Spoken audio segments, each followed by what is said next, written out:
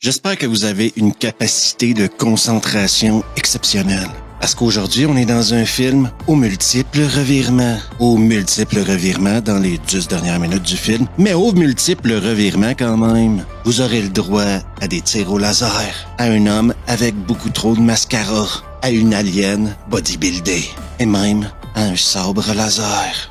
De 1989, Alienator. Et ça commence maintenant.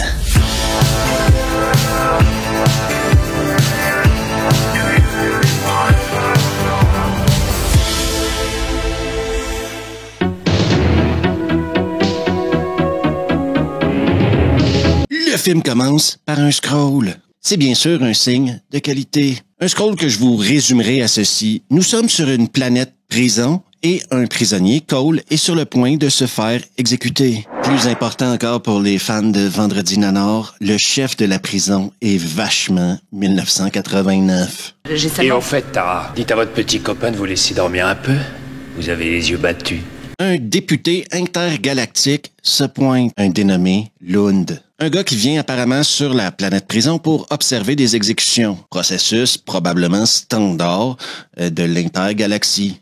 Je suis là pour observer et faire quelques suggestions. Alors continuez comme si je n'avais jamais existé. Pas la peine de se mentir, Lund vient clairement d'une planète de gauchistes. Ce que vous faites là est inhumain. Sur ma planète, même le criminel le plus monstrueux est autorisé à vivre.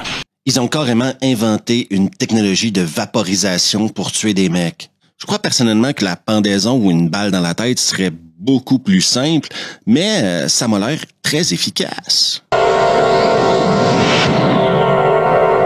Cole, lui, qui est en train de regarder un mec se faire tuer, n'acceptera pas de mourir. Non, il va tenter de s'évader. Et malgré tout le mascara qu'il a sur la gueule, il va réussir à éviter les poui.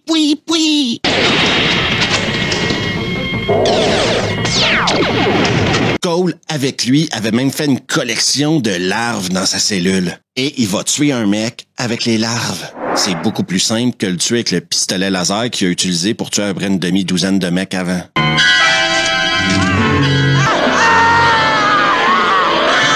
Et pour Cole, ce sera une évasion facile. Il est tellement fier que dans son vaisseau, en direction de la Terre, il va décider de se tirer une queue.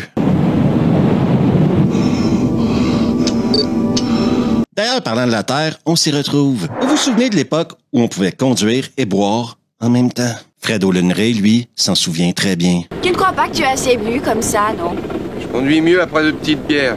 Cole atterrit sur Terre. Et c'est à ce moment-là qu'on choisit de nous montrer pourquoi c'est pas correct de boire et conduire en même temps.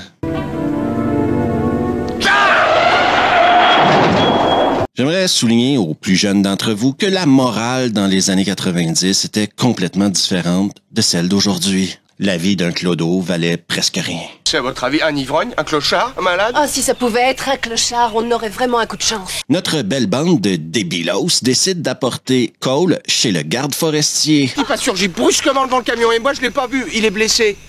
Où est-il? Là, à l'arrière. Et Cole leur dit tout de suite, lui, il est affalé sur le canapé, il les regarde, il leur dit « Vous allez tous mourir, la mort s'en vient. » On pourrait jurer qu'il est sous amphétamine. Elle approche. Qui approche? Oui, parce qu'une seule solution existe pour rattraper un prisonnier qui s'est évadé dans la galaxie lointaine. Une unité de recherche nommée l'Alienator, une culturiste à la crinière blonde et au costume d'aluminium. Je rêve, moi. D'ailleurs, le docteur qui se pointait pour soigner Cole sera sa première victime.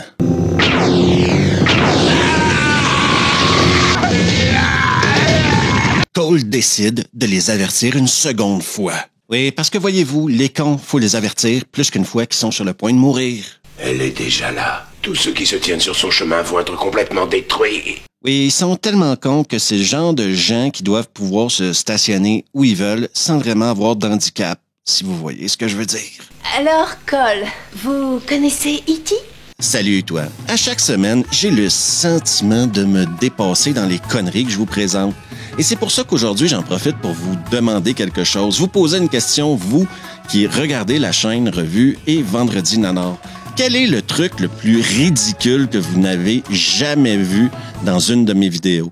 Et si c'est pas fait, vous pouvez toujours vous abonner, laisser un pouce, activer les notifs, partager la vidéo. Ça, je dis rien. On retourne à Alienator. Tout d'un coup, le klaxon commence à sonner à l'extérieur du chalet. Normal, le garde forestier et 2 mecs sortent voir ce qui se passe. Au loin, dans la noirceur de la nuit, une ombre. Oh, on rêve! Cole, lui, est en charge du moral pour les troupes. Tu es là. C'est votre seule chance. Et moi, je l'ai toujours dit, dans ce genre de situation-là, tu peux pas donner des flingues à n'importe qui. Tu dois t'assurer d'abord que c'est des gens capables de garder leur sang-froid. Qu'est-ce que... Ne tirez pas, pauvre idiot! Retournez à l'intérieur! Cole, un mec hyper positif. Tuez-vous entre vous.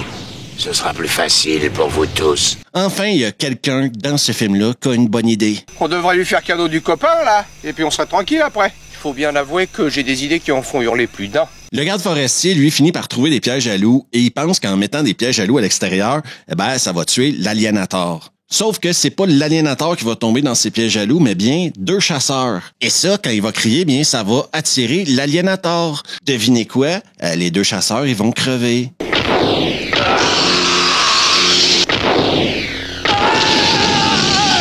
Faut vraiment que ce mec-là à lunettes arrête de se la péter avec le destin du monde. Qu'est-ce que tu me parles de destin du monde? Monte dans ta bagnole et casse-toi de là avant de te faire fumer. Il faut qu'on reste tous ensemble, c'est important, c'est peut-être le destin du monde qui repose sur ce qu'on va pouvoir faire. Oubliez jamais une chose à propos des films de Fred Olen-Ray. Nous, on ne veut pas d'exposition. Non, on veut des explosions.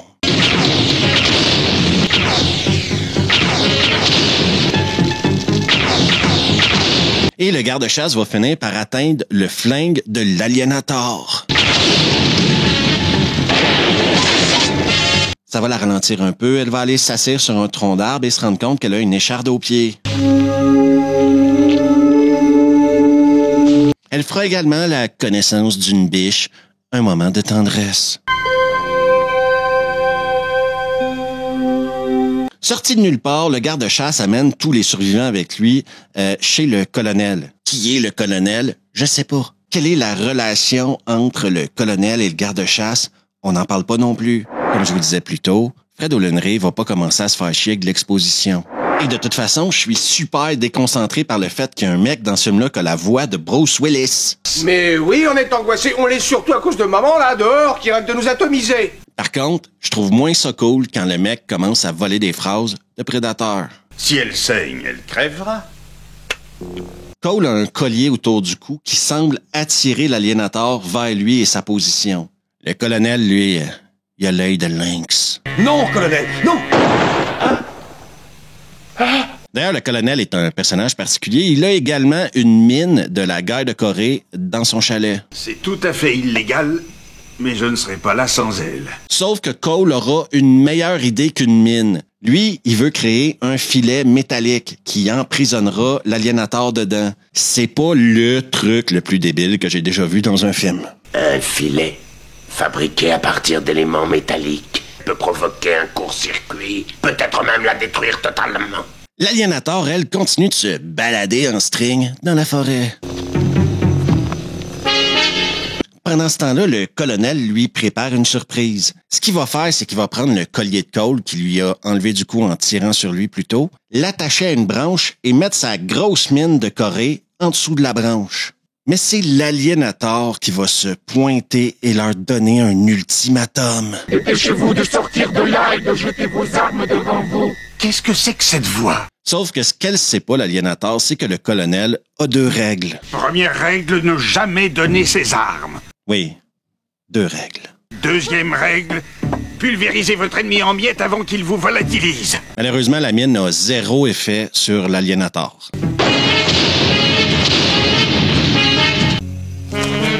Et maintenant, sorti de nulle part, on a une ref à John Carter. Vous vous souvenez du film John Carter tout pourri, une des plus grosses bombes de l'histoire du box-office? Eh ben, il y a une ref là-dessus, pas sur le film, mais sur le comique de l'époque. Ça doit être chouette de pouvoir devenir John Carter sur Mars. J'avais mon pistolet laser, je faisais un super malheur là-bas.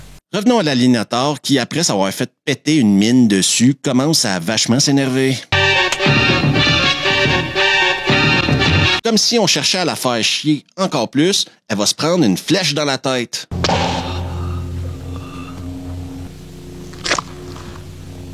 Le garde-chasse, lui, réussit à la distraire en lui tirant sur les nibards. Et le fan de John Carter va lancer son filet métallique. Et ça marche. Ouais! Maintenant qu'ils ont capturé l'aliénateur, Cole essaye de se chercher des amis. Il va essayer de convaincre Bruce Willis de faire équipe avec lui. Bruce lui servirait d'apprendre ce qui se passe sur Terre et tout. En échange, Cole le rendrait l'homme le plus riche du monde. Sauf que ce que Bruce Willis sait pas, c'est que Cole a le pouvoir de transférer son psyché dans un autre corps. Non, je vous le dis tout de suite, là, faut commencer à suivre un peu parce que oui, ça a l'air compliqué et oui, ça l'est, mais je fais de mon mieux ici, hein. Arrêtez de divaguer, qu'est-ce que vous voulez? Donc, le matin, Bruce Willis se pointe, mais ce n'est plus Bruce Willis. Et il va tirer sur le garde-chasse. Je me suis approprié son enveloppe. On a le droit à un grand moment de cinéma. Ce n'est plus qu'un tout petit tas de graisse dans la forêt. Je suis Cole, et vous n'êtes rien. Par chance pour eux, l'aliénateur se pointe.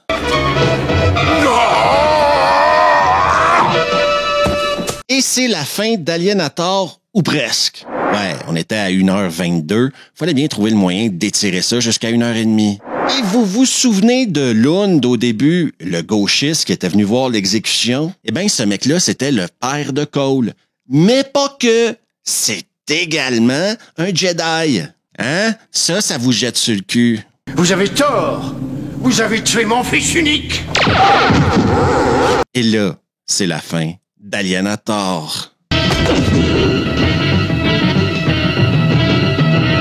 Ce film-là, déjà, vous vous rendrez vite compte, si vous le regardez, que c'est une copie de Terminator et un peu de Critters. On dirait que l'histoire, ça ressemble beaucoup plus à Critters, par exemple, mais on essaie de copier Terminator. Ils n'ont pas appelé ça Aliénateur pour rien. Ensuite, tu demandes à Fred Olen-Ray de faire une copie de Terminator, ben c'est exactement ce que tu vas avoir. Avec un budget extrêmement réduit. On nous offre plus ou moins tout ce qu'on s'attend d'un nanar, sauf de la nudité. Sincèrement, j'ai été surpris qu'il n'y ait pas de nudité dans ce film-là. Déjà parce que c'est une réale de Fred Olen-Ray, et ensuite parce que d'habitude, dans ce genre de film-là, il y a toujours de la nudité. Ouais, si t'amènes une bande de jeunes dans les bois poursuivis par un alien tueur, je m'attendais au moins à une scène de nibar. Ce sera pour une autre fois.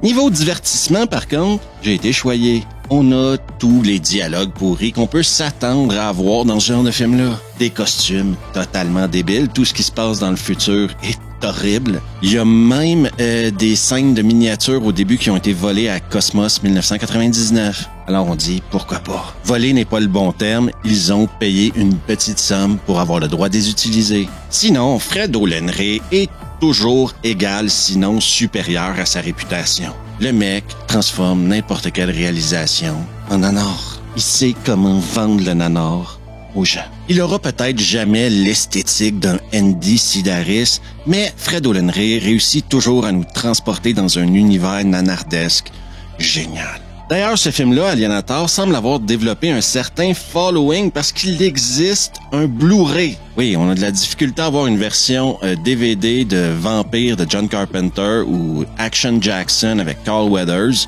mais il existe un Blu-ray de Aliénateur. Ça fait partie des mystères de la vie. Je le conseille bien sûr à tous les fans de nanar. Vous allez retrouver tout ce que vous aimez du nanar. Et en plus, passer un très bon moment selon moi. N'oubliez surtout pas que Revue a une chaîne Patreon sur laquelle vous trouverez des vidéos exclusives, des vidéos non censurées et plein de contenu extra. N'hésitez pas non plus à aller faire coucou à la chaîne Revue le podcast, chaîne secondaire de Revue, sur laquelle vous trouverez des extraits de podcasts sur YouTube et des podcasts en entier sur Spotify, Apple Music, Deezer, Amazon Music. Je pense que vous avez compris. Et pour toi qui me regardes sur YouTube, n'hésite surtout pas à t'abonner. Juste ici à laisser un pouce, activer les notifs et partager la vidéo avec tes amis. On se revoit la prochaine fois.